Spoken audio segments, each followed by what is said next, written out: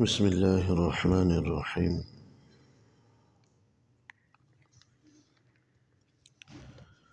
وعن أبي هريرة رضي الله تعالى عنه يبلغ به قال: إذا مات الميت قالت الملائكة ما قدم، وقال بنو آدم ما خلف. حضرت ابو ہریرہ رضی اللہ تعالی عنہ حضور نبی اکرم صلی اللہ علیہ وسلم کا ارشاد گرامی نقل فرماتے ہیں کہ جب انسان انتقال کر جاتا ہے قالت الملائکہ ما قدم، تو فرشتے اس مرحوم کے بارے میں یہ سوال کرتے ہیں کہ اس نے اپنی آخرت کے لیے کیا بھیجا۔ وقال بنو آدم ما خلف، کہ جبکہ جو انسان ہوتے ہیں اور اس مرحوم کے جو اعزاء اقرباء ہوتے ہیں وہ یہ پوچھتے ہیں کہ وہ چھوڑ کر کیا گیا ہے، دنیا میں اس نے کتنا مال و متاع چھوڑا۔ یہ فرشتوں کا سوال یا فرشتوں کا تبصرہ اس آدمی کے حوالے سے یہ ہوتا ہے کہ اس نے آخرت کے لیے کیا بھیجا ہے، جبکہ ہم انسانوں کا معاملہ، انسانوں کا سوال اس مرحوم کے حوالے سے، انسانوں کا تبصرہ یہ ہوتا ہے کہ ما خلف، کتنا مال و متاع، بینک بیلنس وہ دنیا میں چھوڑ کر گئے۔ یہ سوچ کا فرق بھی ہے اور ہمیں سمجھایا جا رہا ہے کہ ہماری ترجیحات، ہمارا فوکس جو ہے ہماری آخرت ہونی چاہیے، ہماری ترجیح، اولین ترجیح ہماری آخرت ہونی چاہیے۔ کہ فرشتے یہ سوال کرتے ہیں کہ ما قدم،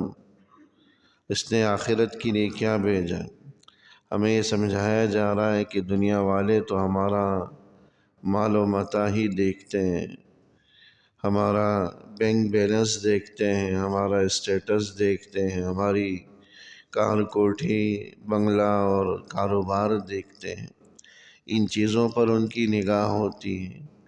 وہ لالچ بری نگاہ، حرص و ہوس والی نگاہ مال و متاع پر ڈالتے، جبکہ فرشتے یہ دیکھ رہے ہوتے ہیں کہ آخرت کے لیے جو اصل منزل ہے، آخرت جو اصل ٹھکانہ ہے، آخرت جو اصل جگہ ہے جہاں انسان نے ہمیشہ رہنا، وہاں کے لیے اس نے کیا تیار کیا، کتنا ساز و سامان بھیجا۔ عقل مند آدمی وہ ہوتا ہے جہاں اس نے رہنا ہوتا ہے، جہاں اس کا ہمیشہ کا ٹھکانہ ہوتا ہے، وہاں بھرپور تیاری رکھتا ہے، اور مسافر خانہ جہاں اس نے وقتی زندگی گزارنی ہے، وقتی دورانیہ گزارنا ہے، بقدر ضرورت کا مال و متاع رکھتا ہے۔ آج ہمارا معاملہ بالکل برعکس، دنیا جو وقتی اور عارضی گھر تھا، ایک مسافر خانے کی مانند، اس کو ہم نے ہمیشہ کا ٹھکانہ سمجھ لیا۔ سارا زور ہمارا اسی پر ہے کہ اپنی دنیا اچھی بنا لے۔ ہر آدمی اسی دوڑ میں، ریس میں لگا ہوا ہے کہ بھئی کسی طرح آمدن بڑھ جائے، انکم بڑھ جائے، مال و دولت میں اضافہ ہو جائے۔ جو اصل منزل ہے، جہاں ہمیشہ رہنا ہے، جس کی زندگی کی کوئی اینڈ نہیں ہے، کوئی اختتام، انتہا نہیں ہے، اس کے حوالے سے ہم غافل ہیں۔ ہارون الرشید ایک بڑا بادشاہ گزرا ہے، مسلمان حکمران۔ ان کے زمانے میں ایک مجذوب سے بزرگ ہوا کرتے تھے جنہیں بہلول دانہ کہا جاتا تھا، یعنی ملنگ سے تھے، دیوانے جن کو لوگ کہہ دیتے تھے۔ ایک دفعہ ہارون الرشید نے انہیں ایک لکڑی دی، ایسی معمولی سی شاخ کی ایک لکڑی، کہا کہ بھئی یہ لکڑی تم اس آدمی کو دے دینا جو تم سے زیادہ بے وقوف ہو۔ زمانہ گزرتا گیا، ہارون الرشید کا وفات کا وقت شروع ہوا۔ ہارون الرشید کی عیادت کے لیے بہلول دانہ حاضر ہوئے اور پوچھا کہ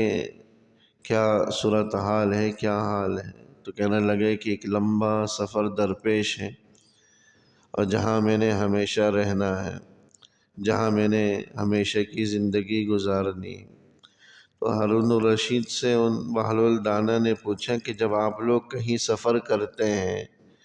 تو ایک بڑا خادموں کا، نوکروں کا، ساز و سامان کا پورا ایک لشکر بھیج دیتے ہیں، اب آپ نے اصل منزل کی طرف جانا ہے، وہاں کے لیے کتنے لشکر بھیجے، کتنے نوکر بھیجے، کتنا مال و متاع بھیجا؟ تو ہارون الرشید حسرت سے کہنے لگا کہ وہاں تو میں کچھ بھی نہیں بھیج سکا، وہاں نہ کوئی نوکر بھیج سکا، نہ مال و متاع بھیج سکا۔ تو بہلول دانا نے وہ چھڑی نکالی اور ہارون الرشید کو پیش کر دیا کہ میں نے آپ سے، اپنے سے بڑھ کر احمق آپ ہی کو پایا ہے۔ جہاں عارضی رہنا ہوتا ہے، نوکروں کا ایک لشکر بھیج دیا جاتا، ملازمین اور مال و متاع، ساز و سامان بھر بھر کر، لیکن جہاں ہمیشہ رہنا وہاں کے لیے آپ نے کچھ بھی نہیں بھیجا۔ اس سے بڑھ کر حماقت اور کیا، اس سے بڑھ کر بے وقوفی اور کیا ہو سکتی؟ لہذا میں تو سمجھتا ہوں کہ سب سے بڑے احمق آپ ہی، یہ ہماری حماقت ہی ہے، ہماری حماقت ہی ہے کہ ہم عارضی اور وقتی زندگی کی خاطر جمع کر کر کے رکھتے ہیں،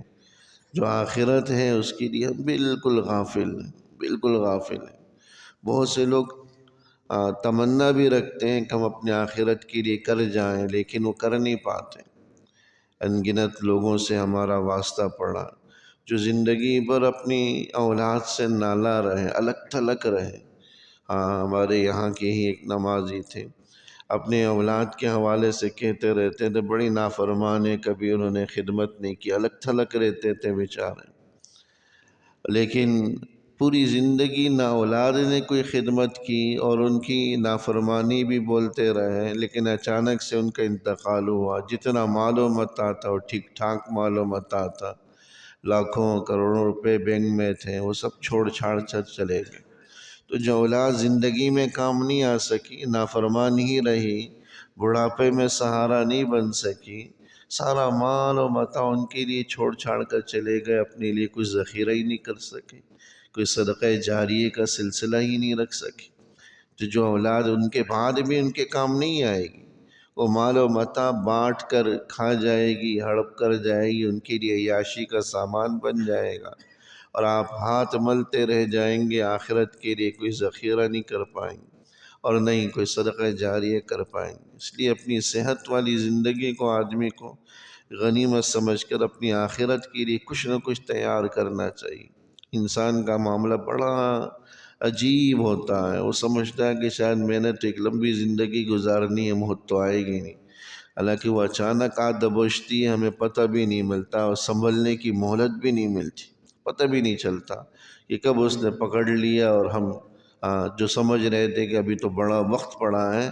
ابھی تو جوانی ہے، ابھی تو صحت ہے، ابھی تو محض 50-60 کے ہوئے ہیں، ابھی تو ہم نے مزید جینا۔ بس اسی جو ہے اس میں حسرت میں ہم